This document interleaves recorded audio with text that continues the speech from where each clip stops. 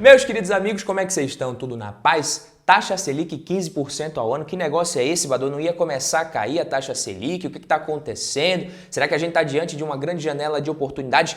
Tem título de renda fixa pagando IPCA mais 9% ao ano praticamente. Juro futuro alcança a máxima desde 2016 e põe Selic a 15%. Boletim Focus projetando inflação maior já, dólar mais caro. O que isso significa? Será que a gente está realmente diante de uma grande janela de oportunidades? E eu diria que sim.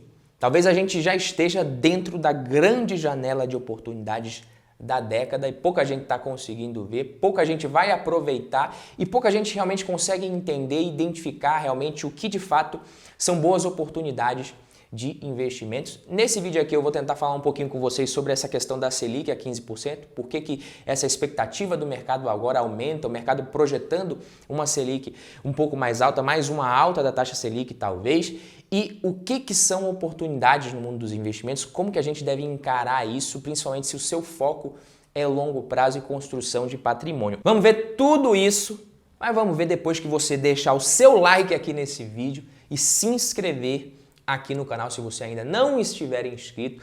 Pelo amor de Deus, faça isso imediatamente.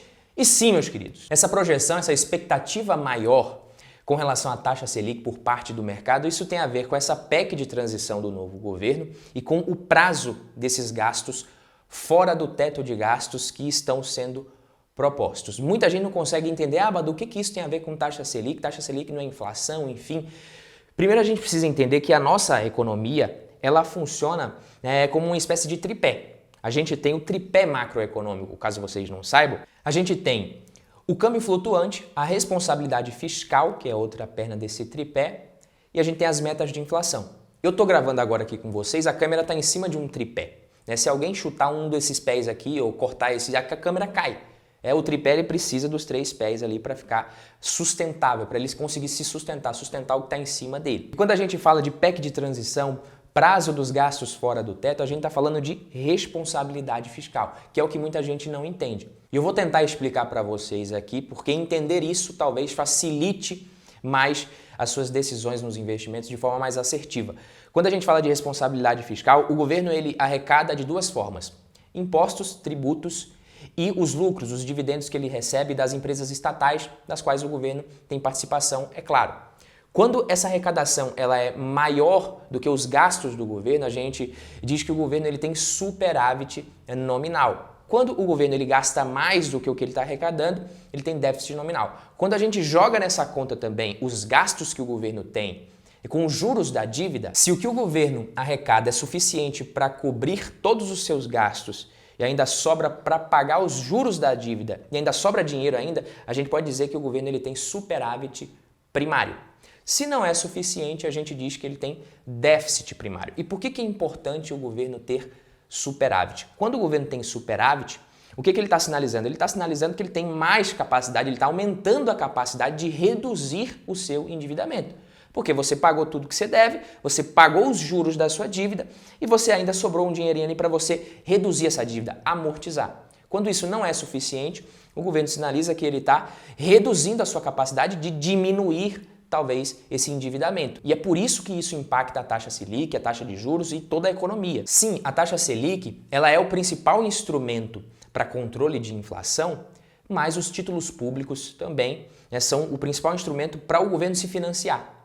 Então, se você se financia através de empréstimo, o que você vai falar para quem está te emprestando dinheiro quando você sinaliza que a sua capacidade de reduzir o seu endividamento está diminuindo? E quando o mercado ele faz esse tipo de projeção, ele olha muito para qual que é o objetivo de política fiscal do governo hoje. Se é um objetivo de política fiscal contracionista ou expansionista.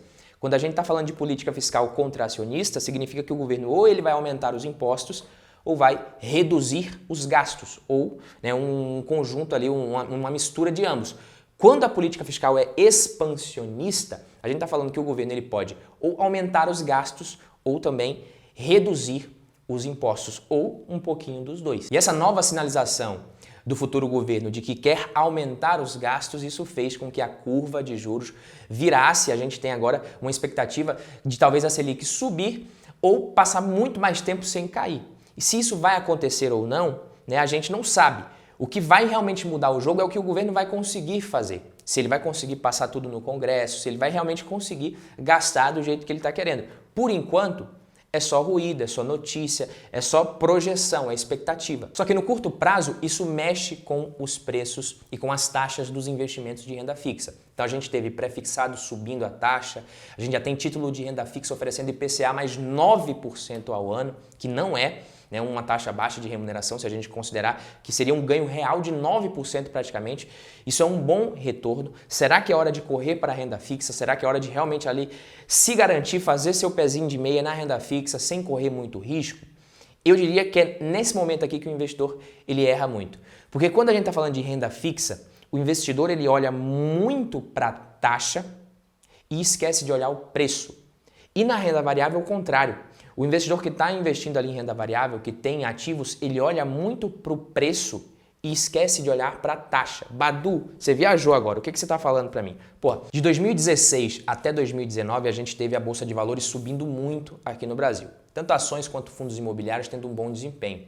Então muita gente acha que aquele ali foi um período de oportunidades para investir em renda variável, que foi muito bom e fica esperando um novo momento ali, uma nova alta daquela magnitude na Bolsa de Valores. Só que de 2010 até 2016, a Bolsa de Valores caiu muito.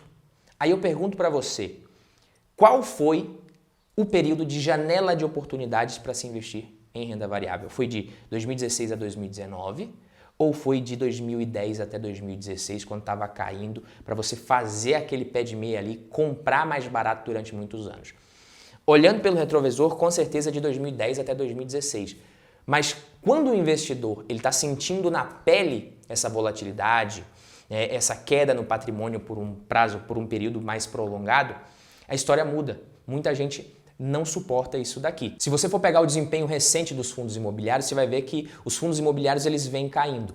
E aí muita gente acha, olha, é legal agora você investir em renda fixa, porque o fundo imobiliário está caindo, vamos investir em fundo imobiliário só depois, quando voltar a subir. Agora é melhor garantir o pão de cada dia aqui na renda fixa mesmo.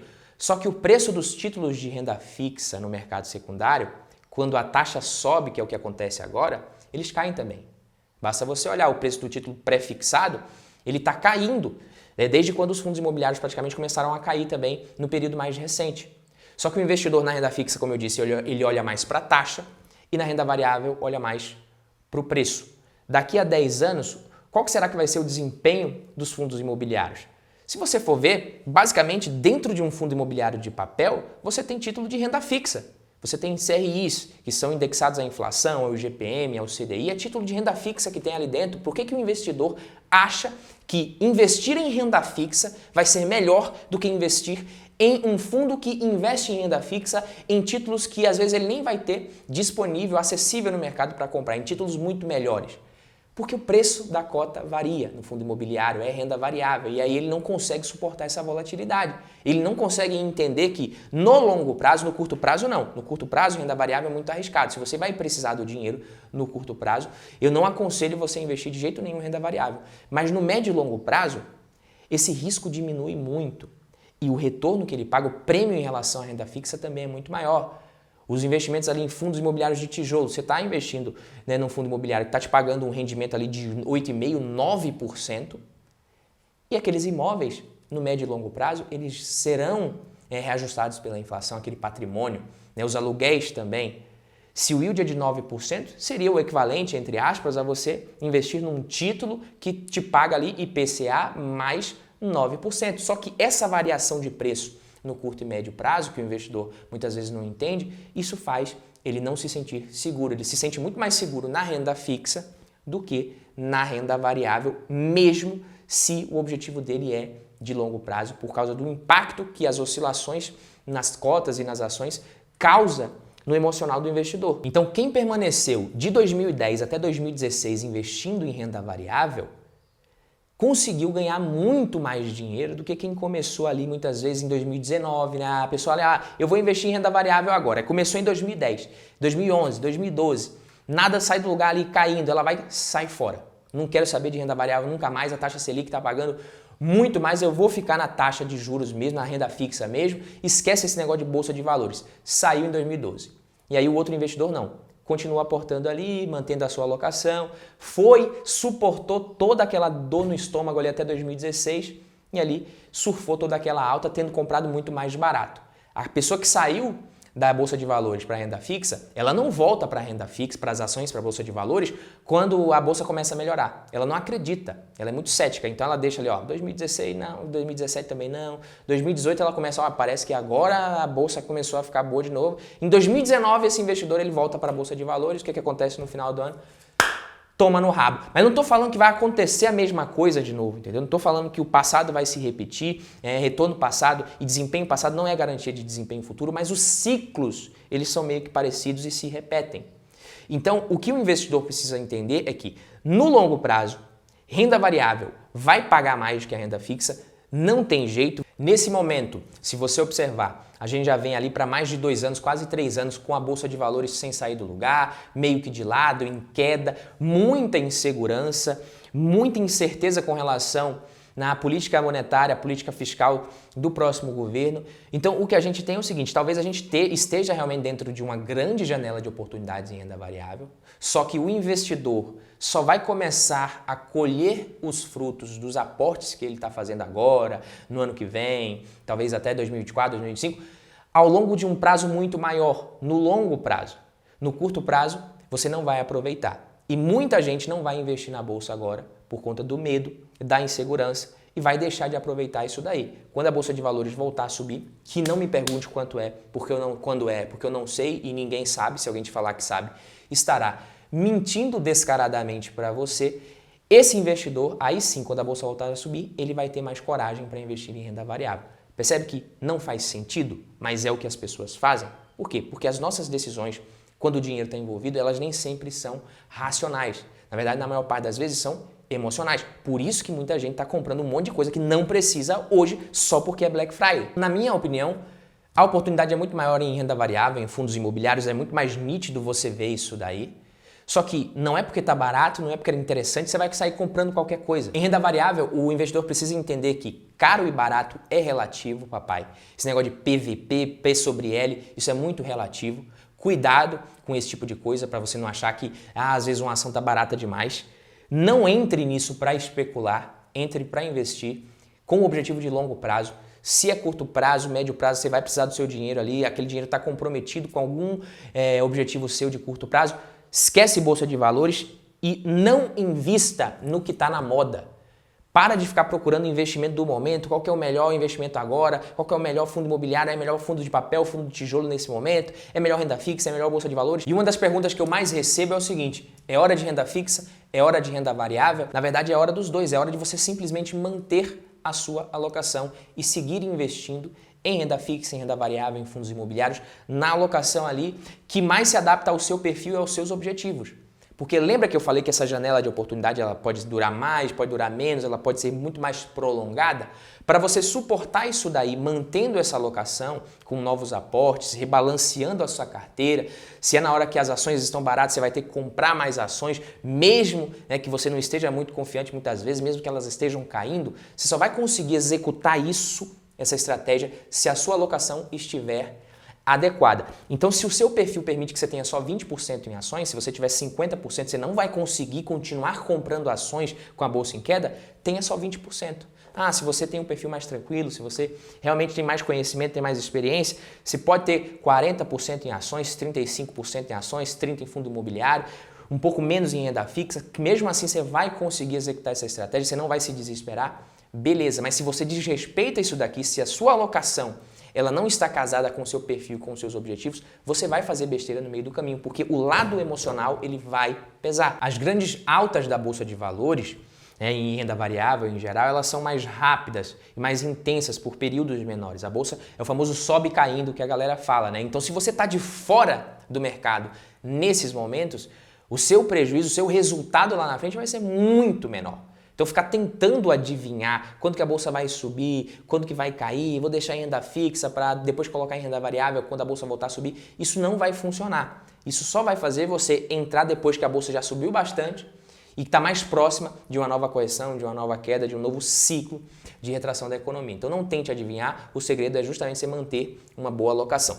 Beleza, meus queridos amigos? Então essa é a grande janela de oportunidade que eu queria falar para vocês. A oportunidade é justamente de você manter a sua alocação, de você desenvolver uma estratégia de investimentos interessante que faça sentido para você. Para de ficar querendo aproveitar, é o momento da renda fixa, horas, isso não existe, beleza? Se você gostou, deixa o like, se inscreve aqui no canal que a gente se vê no próximo vídeo. Tamo junto, valeu papai!